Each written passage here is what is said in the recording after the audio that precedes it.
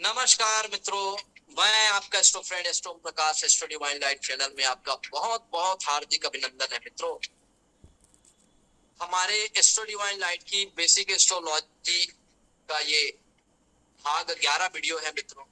इस वीडियो में आज हम आपको हमारे कुंडली में चंद्रमा की जहां भी स्थिति है, हमारे लगन कुंडली में चंद्रमा जिस किसी भाव में बैठे हैं, तो आज हम उसी चंद्रमा को डिकोड करने जा रहे हैं। जी हाँ मित्रों, आप अपना कुंडली निकाल के जरूर आप देखिए और उस कुंडली में आप चंद्रमा की स्थिति को देखिए कि वो कौन से राशि में चंद्रमा जो है वो बैठे हुए हैं, और उसी के अकॉर्डिंग जो है आज हम उस चंद्रमा की स्थिति के बारे में आपको हम बताएंगे और वास्तव में क्या मोटिव है आपके लाइफ का। और क्योंकि हमको जर्नी करनी है चंद्रमा के ही माध्यम से, क्योंकि हम कोई भी कार्य करते हैं उन कार्यों के लिए हमारा मन का तैयार होना बहुत जरूरी होता है। तो निश्चित रूप से कि पास्ट लाइफ में क्या ऐसे हमारे अंदर कोई ऐसे चीजें हैं जो हम मिस कर गए, और उन चीजों को हमें इस जीवन में अचीव करने के लिए हमारी जो चंद्रमा है उस चंद्रमा की स्थिति के बारे में आज हम आपको बताने जा रहे हैं। तो चंद्रमा की स्थिति के बारे में जानकारी प्राप्त करने के लिए चंद्रमा कहीं भी हो सकता है मित्रों। अगर मान लो लगन कुंडली में, अगर लगन में किसी जातक का चंद्रमा है तो वो जातक निश्चित रूप से पिछले जन्म में वो अपने सेल्फ के बारे में बहुत सोचा, अपने मान सम्मान के बारे में वो बहुत सोचा। कहीं ना कहीं उनके मन में वो सम्मान की कमी रही होगी उसके जीवन में। वो अपने रूप रंग और आकार को लेकर के उनके मन में कोई ना कोई द्विधा रही होगी। हो सकता है वो सुंदर ना हो, या उसको कोई शिकायत हो अपने आप से, अपने व्यक्तित्व से, अपने लगन से, अपने चरित्र से, अपने स्वभाव से। तो वो चीजें जो है इस जन्म में, क्योंकि हम जब लास्ट टाइम, जब हमारी मृत्यु से पहले, जब अंतिम क्षण में जब जो चीज हम सोचते हैं, जो हमारी डिजायर जो है वो फुलफिल नहीं हो पाती, तो उसी डिजायर को फुलफिल करने के लिए ये जो हमारा प्रेजेंट लाइफ होता है, इसलिए चंद्रमा को हम वर्तमान से इंडिकेट करते हैं। राहु फ्यूचर की एंटिटी होती है और केतु जो है वो पास्ट की एंटिटी होती है। तो मान लो लगन में अगर चंद्रमा बैठा है तो वो अपने पर्सनालिटी को लेकर के उसके मन में वो विचार था जिनके वजह से उनका चंद्रमा जो है वो लगन में आया। यदि चंद्रमा द्वितीय भाव में, अगर किसी का चंद्रमा द्वितीय भाव में आते हैं मित्रों, तो द्वितीय भाव का जो चंद्रमा होता है निश्चित रूप से वो जीवन में अपने कुटुंब परिवार की कमी को उन्होंने महसूस किया होगा, वो धन की कमी को महसूस किया होगा। कहीं ना कहीं उसके मन में ये विचार जरूर आए होंगे कि कहीं ना कहीं काश मेरे पास पैसा होता तो मैं अपने जो डिजायर मेरा फुलफिल नहीं हुआ उस डिजायर को मैं फुलफिल कर लेता। तो इस तरह के जो विचार उसके मन में आते हैं, और इस वजह से चंद्रमा उनका इस वर्तमान जन्म में धन स्थान में, कुटुंब स्थान में चंद्रमा जो है वो देखने को मिलता है। यदि तृतीय भाव की बात कर लेते हैं मित्रों, अगर किसी जातक का चंद्रमा यदि तीसरे भाव में है तो निश्चित रूप से कहीं ना कहीं उनको जोखिम भरे कामों में बहुत ज्यादा घुटन महसूस हुआ होगा, और वो जोखिम उठाने से काफी घबराते होंगे। तो लास्ट जब वो मृत्यु के समय उसके मन में था कि मैं इस जन्म में या नेक्स्ट जो मेरी लाइफ होगी उसमें मैं पूरे पराक्रम के साथ मैं अपने कर्म को करूंगा।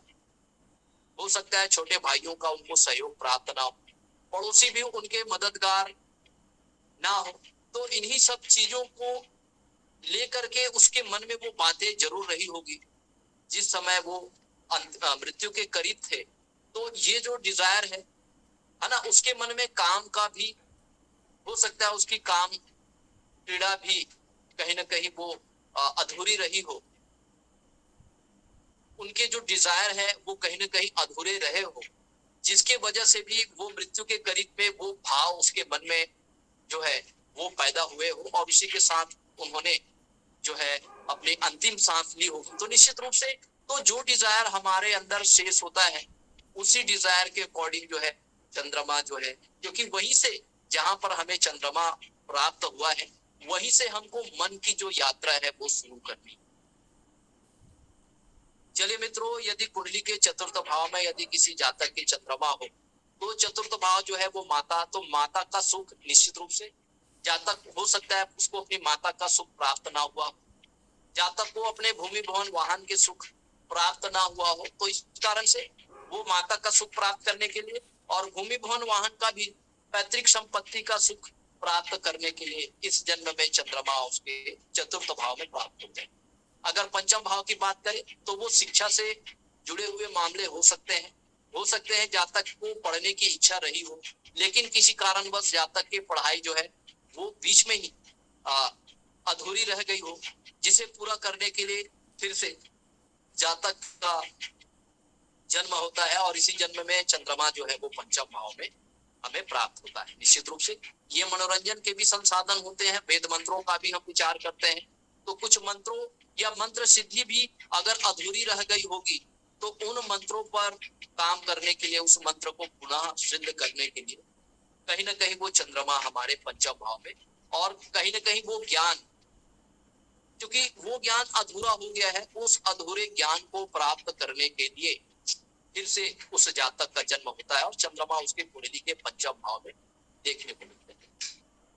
चलिए मित्रों, यदि छठे भाव की हम बात करें तो छठा भाव रोग रिपु ऋण का होता है, और रोग रिपु ऋण के अलावा निश्चित रूप से पूर्व जन्म में ऐसे जातक प्रतियोगिताओं के बारे में उन्होंने काफी सोचा होगा, कई कंपटीशन एग्जाम को वेन ओवर करने की दिशा में उन्होंने कार्य किए होंगे, लेकिन उनके मन में एक विचार जरूर उसके मन में बैठा होगा कि उन्होंने जो प्रतियोगिताएं हैं वो प्रतियोगिताएं किसी कारणवश हो सकता है शारीरिक रूप से वो बीमार हो, जिनके वजह से वो प्रतियोगिताएं उन्होंने वेन ओवर नहीं कर पाए हैं, जिसकी वजह से उसके मन में ये भाव रहे होंगे कि शायद मेरा अगर स्वास्थ्य अच्छा होता तो मैं कोई बड़े लेवल की कंपटीशन एग्जाम जो है वो वेन ओवर करता।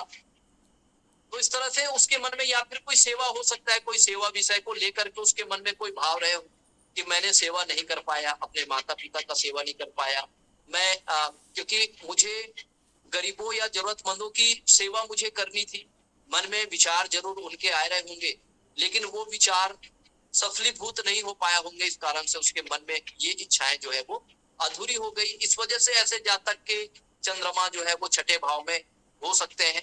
अगर सप्तम भाव की बात करें तो सप्तम भाव हमारा पार्टनर का भाव होता है, विवाह का भाव होता है। निश्चित रूप से चंद्रमा का अगर अगर ये पार्टनर वाले भाव में अगर बैठे हैं किसी जातक के चंद्रमा, तो निश्चित रूप से ऐसे जातक अपने इस जन्म में वो दाम्पत्य जीवन के सुख प्राप्त करते हैं। हो सकते हैं पूर्व जन्म में इनको दाम्पत्य का कोई ना कोई सुख जो है उसमें कमी रही होगी, या दाम्पत्य का पूर्ण सुख इनको प्राप्त नहीं हुआ होगा, इस वजह से चंद्रमा उसके इस जन्म में विवाह के भाव में उनको प्राप्त हुए। अगर चंद्रमा अष्टम भाव में है मित्रों, तो अष्टम भाव में हो सकता है ससुराल से इनके संबंध मधुर ना रहे हो पूर्व जन्म में, तो इस जन्म में हो सकता है जातक को अपना जीवन का 1/3 से भी ज्यादा भाग, अधिकांश भाग जो है वो ससुराल में व्यतीत करना पड़े,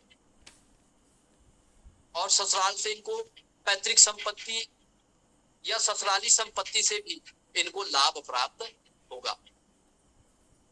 सास ससुर का विशेष स्नेह और प्रेम जो है वो प्राप्त होगा।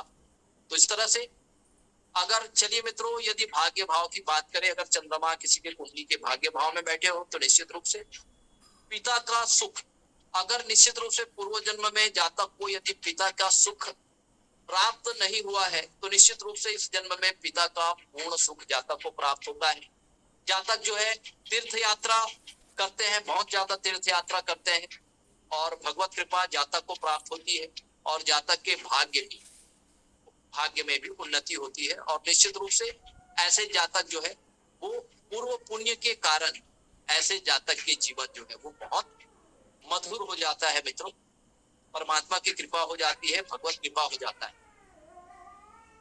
अगर दसम भाव की हम बात कर लेते हैं मित्रों, तो दसम भाव में अगर चंद्रमा अगर किसी जातक के कुंडली में बैठे हैं तो निश्चित रूप से वो अपने कर्म या अपने कार्मिक अकाउंट को कंप्लीट करने के लिए पास्ट लाइफ में जो भी उनके कार्मिक अकाउंट है जो उन्होंने कंप्लीट नहीं कर पाया, तो उस कार्मिक अकाउंट को कंप्लीट करने के लिए या फिर पूर्व जन्म में जो पर्पस ऑफ लाइफ था, उस पर्पस ऑफ लाइफ को जब तक अचीव नहीं कर पाया, कुछ डिजायर उनकी अगर अधूरी रह गई होगी, तो उसी को फुलफिल करने के लिए हो सकता है जब तक वो मान सम्मान पद प्रतिष्ठा की चाह रही होगी, जो मान सम्मान जब तक चाह रहे होंगे वो मान सम्मान उसको पर्याप्त मात्रा में प्राप्त नहीं हुआ होगा, तो इस कारण से उसके मन में कहीं ना कहीं वो भाव जरूर रहे होंगे अंतिम क्षण में कि वो मान सम्मान मुझे मिले, मैं यश कीर्ति उन्नति प्रसिद्धि पद प्रतिष्ठा प्राप्त करने की वो भाव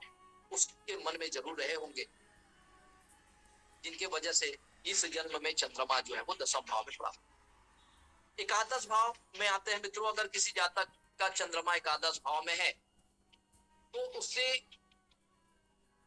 जातक पूर्व जन्म में जो उनके जो डिजायर है, जो मैक्सिमम जो डिजायर है, जो वो फुलफिल करना चाह रहे थे, वो कंप्लीट नहीं हो पाए। ऐसे जातक को छोटे बड़े भाइयों का सहयोग प्राप्त नहीं हुआ, मित्र के सहयोग भी प्राप्त नहीं हुए, तो कहीं ना कहीं उसके मन में वो भाव रहा होगा कि मेरे जीवन में काश कोई मित्र होता जो मेरे मुसीबत के घड़ी में मेरा वो साथ देता, या मेरा कोई बड़ा भाई होता जो मुझे मार्गदर्शन करते और मैं सही रास्ते में चल के मैं अपना उन्नति करता, सफलता प्राप्त करता। तो ये कहीं ना कहीं उसके मन में ये भाव जरूर रहे होंगे, जिनके वजह से चंद्रमा जो है इस जन्म में जातक के एकादश भाव में प्राप्त होंगे। अगर किसी जातक की चंद्रमा जो है अगर द्वादश भाव में बैठे हैं मित्रों, तो ये हमारा व्यय का भाव है, ये हमारा एक्सपेंडिचर का भाव है। तो निश्चित रूप से पूर्व जन्म में जातक ने कुछ ऐसा कर्म किया होगा निश्चित रूप से, या किसी को ये चोट पहुंचाए होंगे।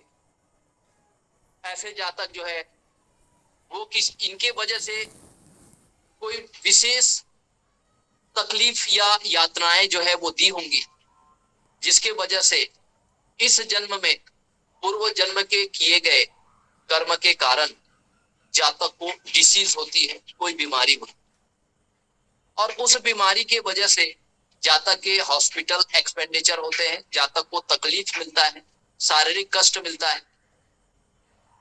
निश्चित रूप से पूर्व जन्म के भी कुछ ऐसे कर्म हो सकते हैं जो जबरन किसी को इन्होंने झूठी गवाही दे करके या फिर उन पर झूठा आरोप लगा करके उन्हें जेल या कारावास की सजा सुना दी। तो निश्चित रूप से इस जन्म में भी जातक को उसी तरह से वो झूठा आरोप लगते हैं और जेल की हवा खानी पड़ती है। तो इस तरह से मित्रों ये सभी हमारे कर्म बंधन होते हैं। जो कर्म हम पूर्व जन्म में करते हैं, कहीं ना कहीं वो कर्म हमारे साथ इस जन्म में भी एसोसिएट हो जाते हैं मित्रों, और उन्हीं कर्मों का ही प्रारब्ध जो है हम इस जन्म में उसको भोगते हैं, क्योंकि ये कार्मिक साइकिल होता है मित्रों। अगर हमारी एक भी इच्छा शेष है तो उन इच्छाओं की पूर्ति के लिए हमारा जन्म होगा। निश्चित रूप से मूल नक्षत्र में जन्म लेने वाले जो जातक होते हैं, वे जातक जो है वो स्ट्रॉन्ग विल के साथ वो परमात्मा से बहुत ज्यादा उनकी वो आराधना करते हैं कि मुझे एक जन्म और दिया जाए और मैं अपने परिवार के बीच रहूं, और जो मेरे अधूरे कार्य हैं उस अधूरे कार्य को मैं पूरा कर सकूं। तो निश्चित रूप से जब तक हमारा पूरा कार्मिक अकाउंट कंप्लीट नहीं हो जाता मित्रों, तब तक ये जन्म मरण का चक्कर जो है वो ऐसे ही चलता रहता है। तो इस तरह से हमने चंद्रमा की स्थिति के आधार पर हम यह जान पाए मित्रों कि पूर्व जन्म के क्या हमारे साथ कार्मिक अकाउंट था कि हमारा इस जन्म में चंद्रमा इस पर्टिकुलर भाव में हमें देखने को मिला।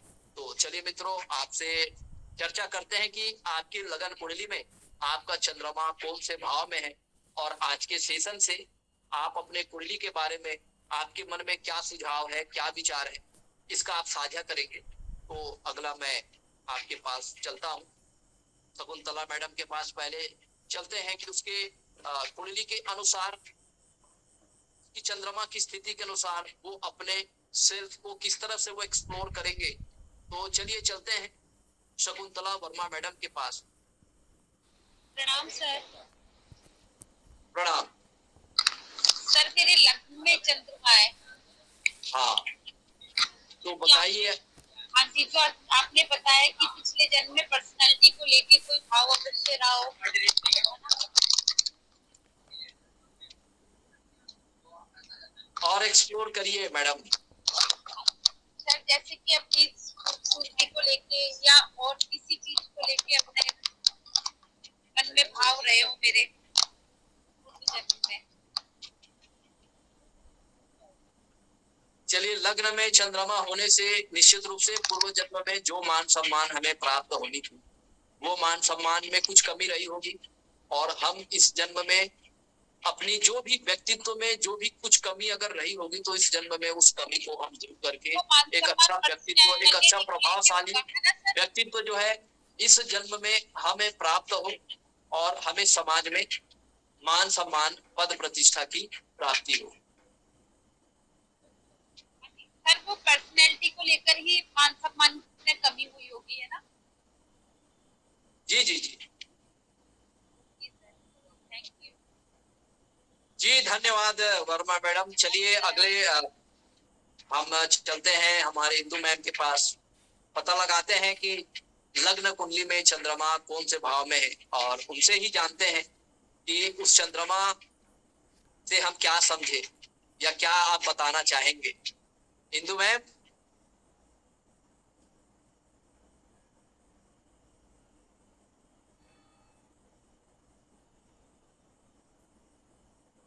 हमारी आवाज पहुंच पा रही है इंदु मैम आपके पास?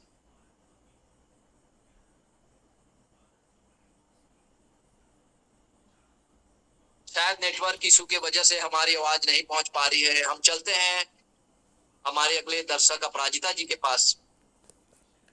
प्रणाम सर। हाँ, प्रणाम। सर 12th हाउस में है चंद्रमा।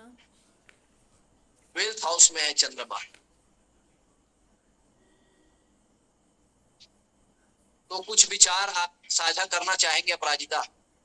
आपको जो लगता है, आपका जो लाइफ का जो पर्पस क्या है उस चंद्रमा को लेकर के, तो वो अगर आप साझा करना चाहे तो साझा कर सकते हैं, क्योंकि ये हमारा मोक्ष का भी भाव है 12th हाउस जो है। तो आप उस वे से भी आप अपने बारे में बता सकते हैं।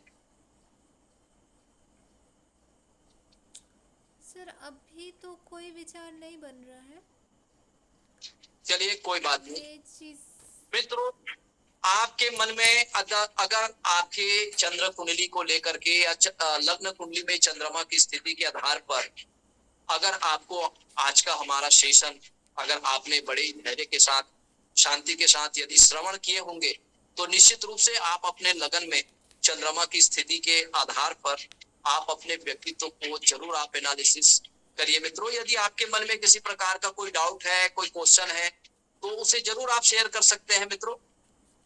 परमात्मा आपको स्वस्थ रखे, आपको आनंद प्रदान करे, दीर्घायु प्रदान करे, इसी शुभ और मंगल कामनाओं के साथ मित्रों अब आपके इस फ्रेंड को इजाजत दीजिए। फिर से हम नए ऊर्जा के साथ, नए उत्साह के साथ, नए टॉपिक को लेकर के फिर आपके बीच उपस्थित होंगे। तब तक के लिए इजाजत दीजिए मित्रों। नमस्कार, प्रणाम। प्रणाम सर।